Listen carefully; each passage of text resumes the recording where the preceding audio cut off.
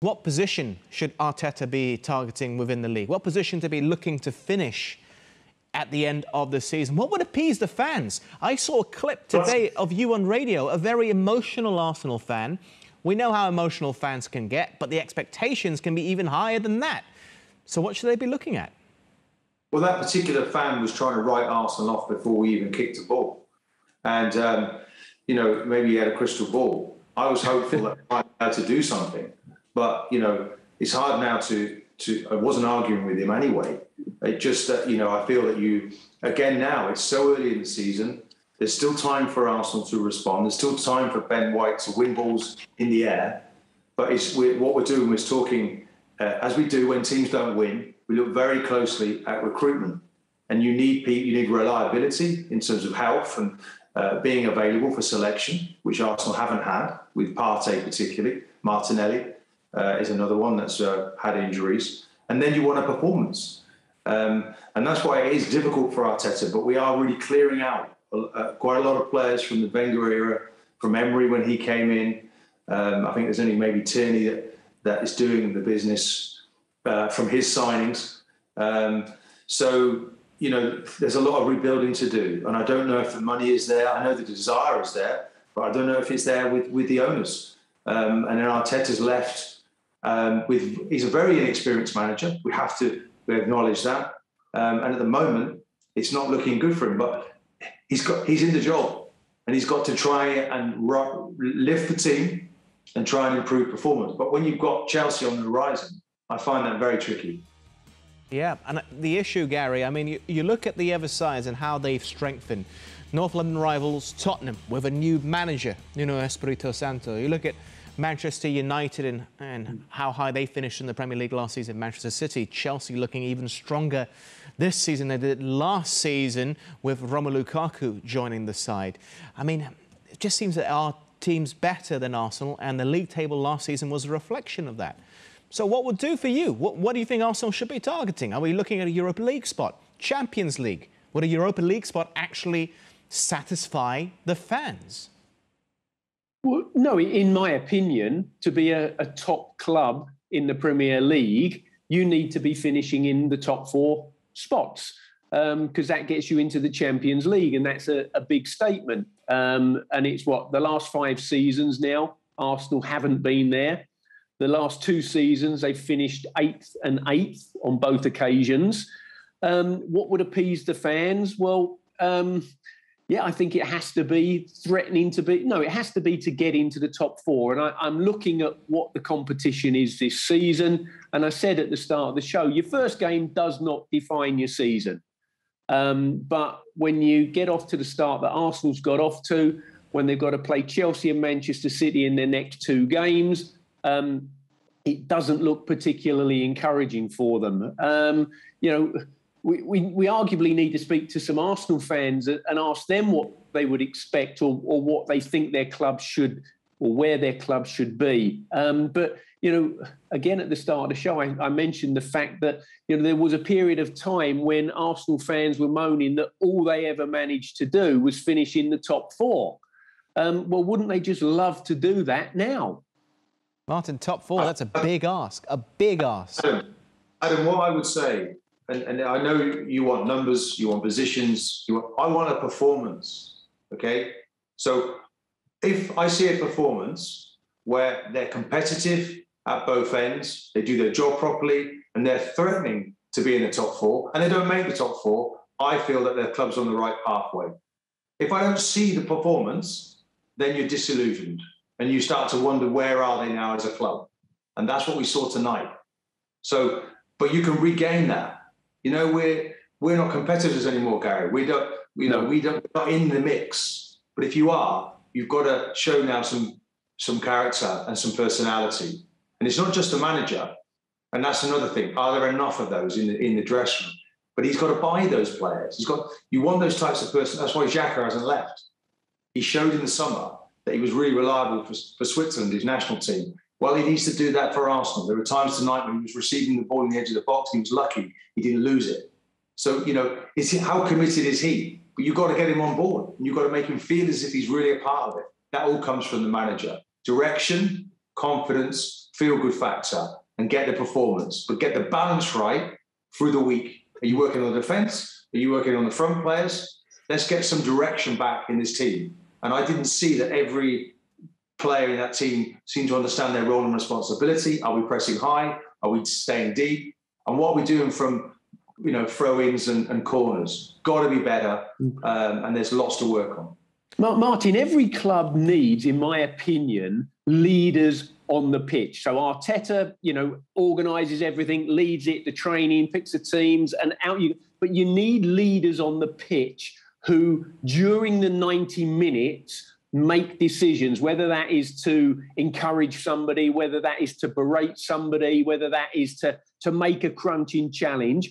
Who are the leaders on the pitch for Arsenal at the moment, in your opinion, or do they have any? Well, look, to tell you how it was for me, when George Graham was the manager, he said, look, I want you to lead more. So I'll tell you what I'm going to do. I'm going to blame you. I'm blaming you for when we lose. So okay. I want you to take more responsibility on the pitch. So I remember after that thinking, well, I better start getting into a few of these players because I'm getting the blame before we even start. So you've got to get people to take ownership and be responsible and speak up before it's too late, because you get a limited time period in your career to be successful, and you've got to take the opportunity. Stand up and take it. But you need to find those, but you need to promote those. But sometimes, Gary, if there's too much of the manager, players don't flower and develop. Do you know? So Wenger was very good at that.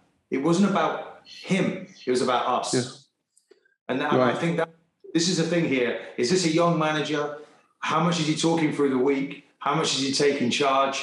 You've got to let them, you've got to let the players, lead it almost.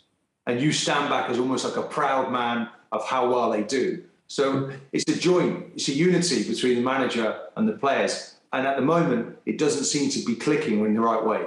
So I go back to my question about leaders, and there's different ways to lead. You can lead, vocally. You can lead by your performance. You can lead by different methods. Put it that way. So, are there any leaders, or were there any leaders on that pitch tonight for Arsenal? Yeah, I think Smith Rowe is someone that's developing and wants the ball. Yeah. I can see Saka when he comes off. I see Tierney as potential captain. Right.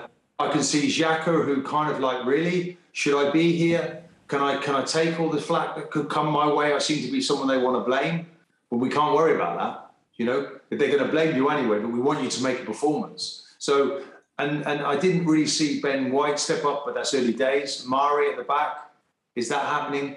So, no, not too many.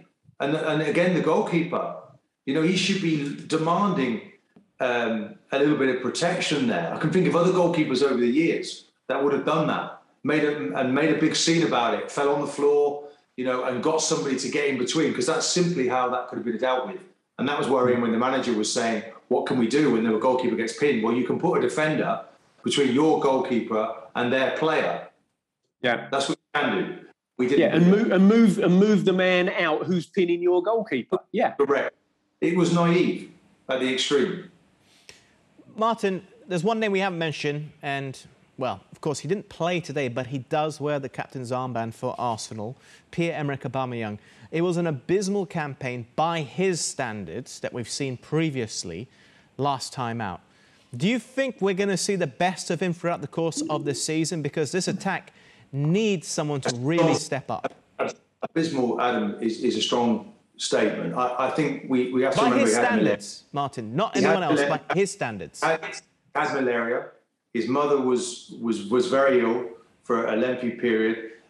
He also fell out with the manager as well. When he was left on the sidelines, he came late, didn't he, for a game, and we know that Tuchel has said that he was always late, but we just had to almost ignore it. So, it's how he's been managed as well as perhaps affected him. But no, he didn't play well enough, and we need him back. And it was almost a disaster, really, from an Arsenal point of view, who was available tonight for that very first game. Because once these guys are back again, it should be a very different Arsenal team. What do you reckon, Gary? Have we seen the best of Pierre-Emerick Aubameyang? Because he's now 32 years old. And I'm not saying once you're over the age of 30, then you're a terrible player. I mean, Lionel Messi, Cristiano Ronaldo, but at the same time, we've seen so many players in the past hit such incredible highs, but then they have a dip in form, and we have this expectation that they're going to hit those highs again, but it never comes back. Like Fernando Torres, for example.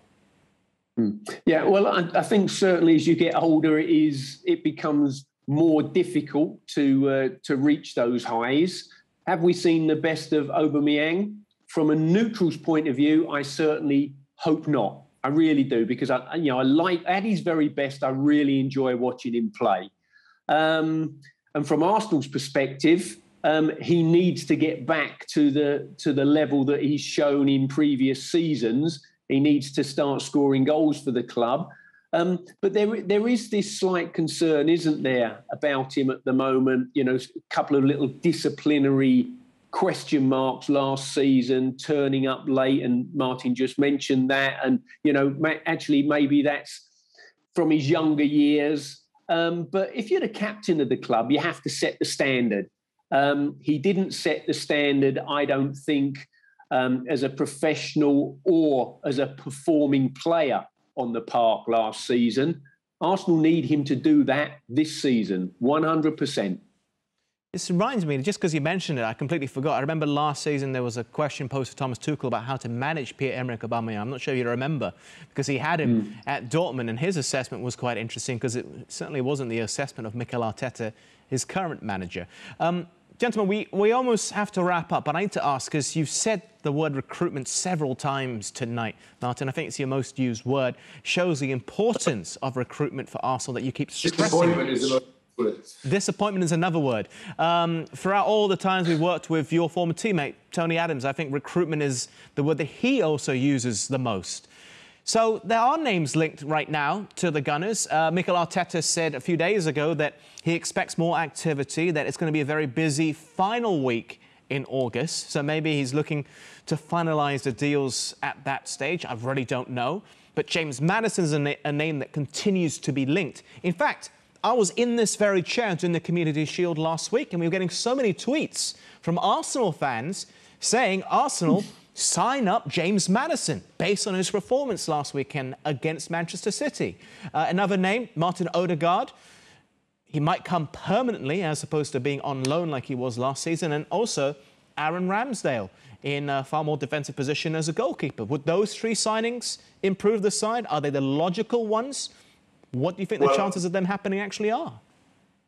Well, I think, as we've all agreed tonight, the missing ingredient for Arsenal was steel tonight. So I'm not sure Maddison is the player that we should be going for. If I'm going to Leicester, I'd take Tielemans or Ndidi. I'm not going after Maddison, because Arsenal need that type of player first. You have to build that structure to the team. They have Smith-Rowe, they have that creativity. I don't see there's enough. There's a shortage of that. You just want the Lacazettes and Aubameyang back again. But I think the base of that team, that midfield, you know, that we have got a young debutant playing in midfield again tonight. I don't think he's done anything wrong in there, but I'm looking at, you know, an area where Arsenal should be buying an international player, somebody that is well known throughout the world. If you're really going to make it happen, you want to be able to dictate games in that midfield. And Arsenal, at the moment, that's an area that really concerns me.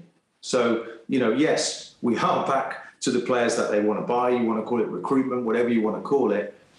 That's going to have to improve. And then Arteta's got better material to work with. But I still feel he's got good enough players there to get better results than he certainly got tonight. And the Ramsdale thing, Gary, it's almost ironic that they're looking to buy Ramsdale, according to reports, for more than they sold Emi Martinez to Aston Villa for. They must be kicking themselves at some level. Argentinian first choice keeper, by the way. Yeah, Copa America winner. Yeah. You know, Leno is the only senior goalkeeper Arsenal have at the moment, isn't he? I think their other three goalkeepers are all 19-year-olds, something like that. So they need to get a number two goalkeeper in, or a number one, and Leno then becomes the number two. But I think the Martinez going to Aston Villa was more along the lines of he wanted to play first-team football, and it would appear prior to him leaving Arsenal that he was pretty much told that no, he was going to be the number two there.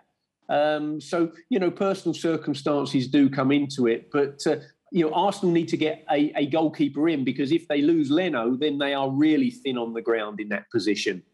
Yeah, just Ramsdale, is he the right choice for you, Martin? Has he impressed you enough to say that he can follow in the footsteps of past Arsenal greats like David Seaman and Jens Lehmann, Bob Wilson? It worries me that he's just had back-to-back relegations. But yeah, I did see an improvement in his goalkeeping. But he's a goalkeeper that is very busy, and he looks good when he's having to make lots of saves. When you play for Arsenal, you make 1 or 2 saves maybe throughout the match, or that's how it should be.